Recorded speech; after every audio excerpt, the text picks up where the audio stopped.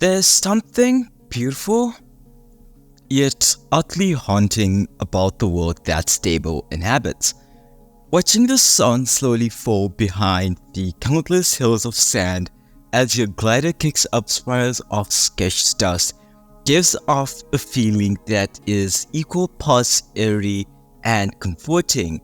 This, backed up by the magnificent soundtrack crafted by the indie rock band Japanese Breakfast, paves the way for an experience that is truly impossible to forget. When I first played Sable, I didn't know what to expect. It felt like I was walking in the dark in search of light. But in the darkness, I didn't find any light. I found a torch. After the wonder of the opening hours, the disappointing reality sets in. This game is simply unfinished. Technically, it's a complete mess, full of pop-ins, shimmering stutters, FPS drops, and buggy animations plus physics. There are a bunch of annoying issues that make me wonder how long the game was playtested for. You can't climb every wall, which is fine from a balancing perspective, but there are no visual clues that distinguish these walls. You have to find out by jumping into them, which can be frustrating when you fall down and have to repeat the climb. The pathfinding of your vehicle is completely botched. When you call your horse in Red Dead Redemption 2 or AC Odyssey, it simply spawns behind you. Not realistic, but reliable. Here your bike has to find its way to your location. It will get stuck like 80% of the time, so you have to either go find it on foot or fast travel to reset its location, both of which completely negate the point of having a bike in the first place, which is one of the main gameplay features of Sable. But the story, pacing, gameplay, writing, art style, and music all work together to provide what I think is a great experience. Sable's design was conceived from the beauty of motion within Japanese animation. This is made evident by the way the world is animated, in particular the main protagonist, as her movement appears as if someone had sketched every single frame, similar to what you'd find in a flipbook.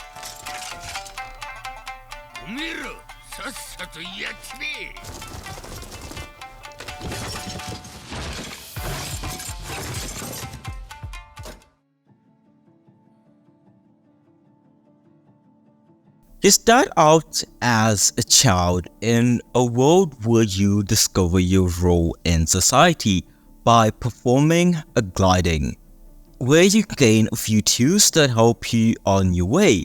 Conversations with NPCs are done in an interesting style that is a cross between a silent protagonist and a narrative writing. One thing is, like, there is no voices in this whole entire game, not a single ounce of voice. It works really well to convey extra depth and meaning to interactions. Conversations throughout the game felt more meaningful and characters felt more believable, with a variation of personalities expressed in ways that no cast of voice actors alone can convey. After a few simple quests that serve to introduce you to the gameplay and setting, the world opens up to you in a profound way, and you're given very little guidance on where to go. This is exactly what I was looking for in a game like this. So, this is an open world game with a bunch of quests to discover, collectibles to find, and backstory to learn, but you're really not really coerced to go any particular way other than one or two initial quests that you were given when the full world opened up. I chose to ignore this at first and just wander and see what the world actually has to offer. I mean, the whole point of the game is to go out there, learn, and discover, right? This makes it a very easy to set your own pace and have at it. So this is an open world game with a map, and the mechanisms for unlocking the map ties well into various aspects of gameplay. You also have the cartographer, like he basically like shows you maps. So like they're like regions, like in each region you jump into, like there's going to be a cartographer somewhere who can show you the map of like the location, so you can like see where basically where is where, like what's where. You're expected to use the skills you've learned earlier on to achieve each map unlock, and it doesn't feel gimmicky like some open world games that use it as a forced restriction or anything like that. Another thing I should mention is that there is no violence or conflict in this game. In my experience, the entire gaming industry has become so normalized to the idea that games like this must have combat, enemies, antagonists, bosses, etc. But this game has none of it. It makes no apologies for it. Frankly, this game doesn't need it and provides a great example for how to make a good game without having the concept of violence as part of the equation. You're not out there to save anyone or stop anyone or fix anything or kill anything. You're simply there for your own benefit, to grow as a person, to learn, to explore, and to ultimately come up to a decision about who you are and how you can contribute to the world around you. There's also relatively deep lore and backstory for the world, and it's mostly optional whether you care to go looking for it. The game is perfectly happy to let you go on your path of discovery that may or may not include learning the lore, searching for collectibles, both cosmetic or practical, or anything like that. And there are also like cruise ships to explore in the game, and like ruins, stuff like that. I just remember one ruin, there was this bug in it, like this, what are they called again? The chum queen, if I'm not mistaken. In this ruin where like tiny puzzles you go to explore and you find it. It was pretty sick, and I also like climbing in the ships. Now, there's this bunch of broken down ships where like if you make it at the top, you might find like a character who might give you something, blah blah blah blah, stuff like that. As for the setting and theme of the game, my takeaway is that it's an interpretation of growing up in the real world. This game seems to capture that exhilarating feeling of gaining independence and ability as you grow past childhood, coupled with the impending restrictions imposed by entering adulthood. As you grow up, you experience things for the first and last time and have to move on past that. That's just life, and it can be beautiful and depressing at the same time.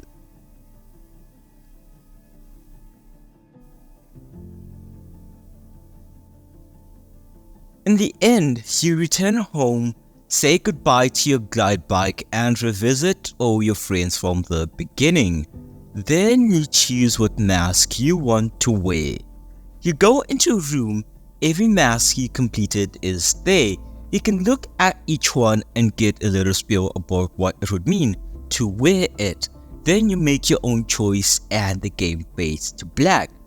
It's up to you to envision what your life would be now that you've chosen. I think that works well and also puts an end to stuff like the fear of missing out or wanting to see the custom ending for every mask you choose. It makes your decision more impactful and true feeling. I know I didn't talk much about the mask because I actually want you guys to play the game. I know Sable is not a popular game, so like, if you want to learn more about the mask, you have to play the game. That's like the challenge. It's Sable, it's good and it's cheap. But there's something special about games like Sable. This game resonates with the human nature of young adulthood on so many levels, it's almost impossible not getting emotional over it. Then you have a game like Firewatch. But before I start talking about Firewatch, there's wait. I remember taking a screenshot of while playing this game. Like it was like it really spoke to me like what I saw. So wait, give me a moment. I'm looking for the picture. I'm going to show it up since it's in my phone. So right now I'm scrolling through my phone and I have a bunch of stuff that technically shouldn't be. Oh, there's a lot of stuff. I think I found it. I was on holiday when I saw it, so that's one thing I remember. There it is. I found it. It was a quote from Daddy, and it's one of those things I still keep with me. Here I go. It's good to know the value of money, but you never want to be fooled by it. This was when Jody, before I left the village at the beginning of the game, she gives you some money and it's basically what she says, and these words are just so deep. No, I really like them. I'm going to like this. I like it. Anyways, Firewatch. How I see it, Firewatch isn't a game and I wasn't in control of it. I know I've talked about Firewatch before, but I love this game so much, so I'm going to talk about it again. I love Firewatch, so let's go. Yes, I played and made choices as Henry, but I'm not Henry. Henry is Henry. He's his own person with his own ideas in mind. That's what makes this game so unique and in a very good way. It's easy to dismiss Firewatch as a walking simulator because it's a big chunk of the gameplay, but it's so much more than that.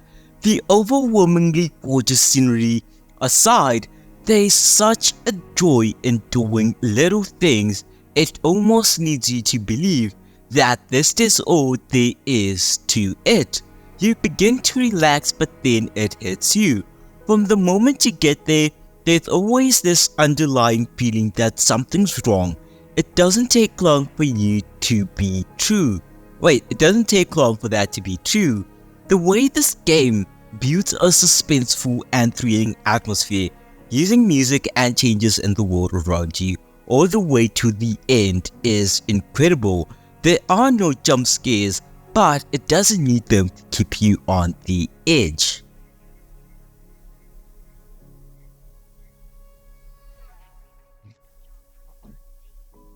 One of the main reasons I love Firewatch so much is the story. You take on the role as Henry or of Henry, who signed up to watch for wildfires to get away from it all. The story starts slow but ramps up incredibly quickly. I felt Henry's regret, his fear, his relief. Every choice I, as the player, made also felt morally weighted. It was easy to relate with Henry as I chose his every response to Delilah throughout the entire experience. We feel what Henry feels. I guess he gets really attached to Delilah, especially because your own wife does not even recognize you anymore. You and Delilah are having fun. You comfort each other and flirt. She opens up to you, you open up to her, and you're both in a horrible situation where you are scared.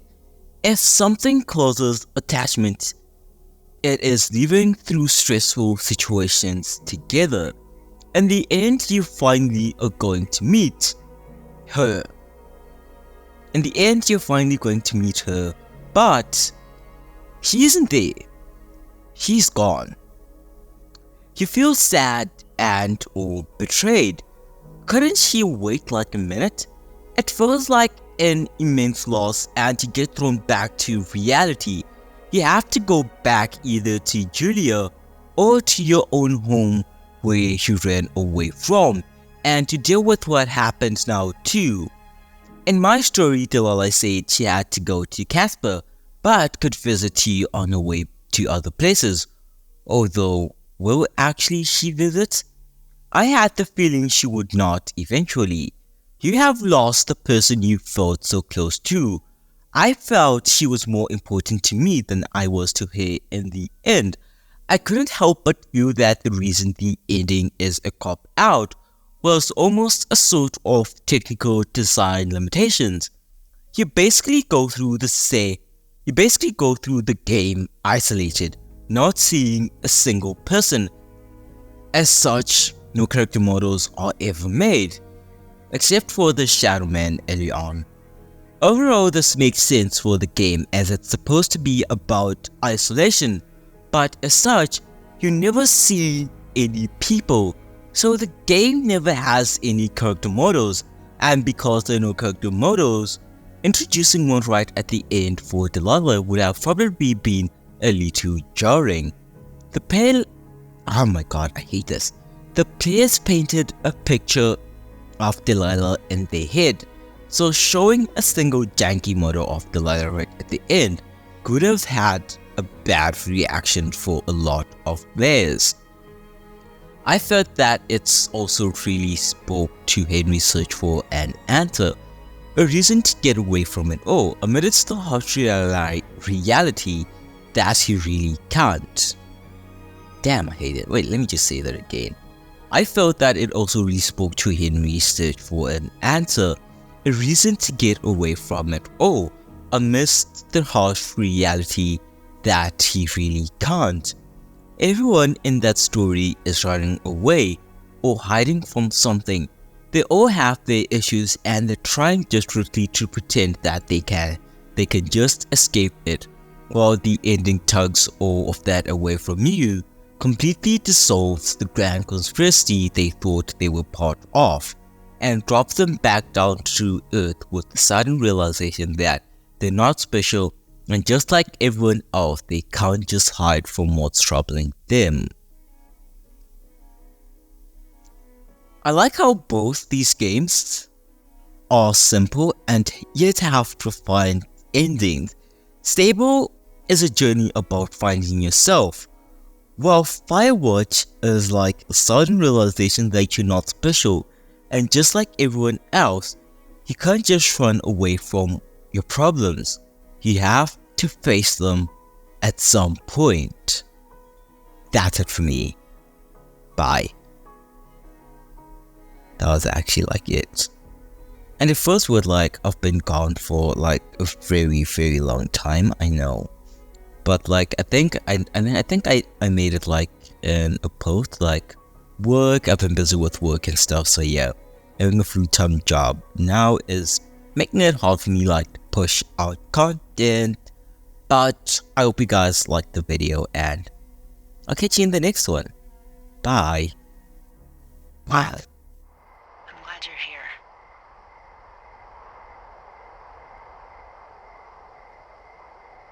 Why do you say that? Because I do. I'm not crazy. I mean, we've had such a good time, right? Yeah, I think so. I don't talk to the other lookouts as much as I talk to you. Not in the same way.